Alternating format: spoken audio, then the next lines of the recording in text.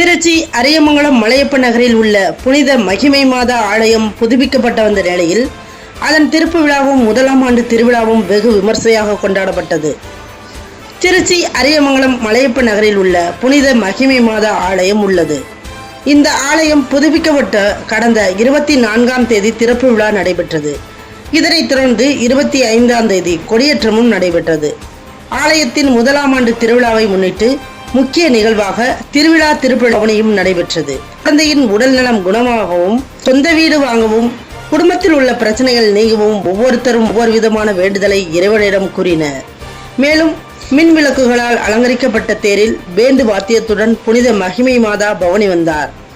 தேர் பவனியின் போது ஏராளமான பக்தர்கள் கலந்து கொண்டு இறை பாடல்களை பாடி வழிபாடு செய்தனர். இந்த விழாவில் ஏராளமான பக்தர்கள் ஆண்கள், பெண்கள் உட்பட குழந்தைகளுடன் குடும்பத்துடன் கலந்து கொண்டனர்.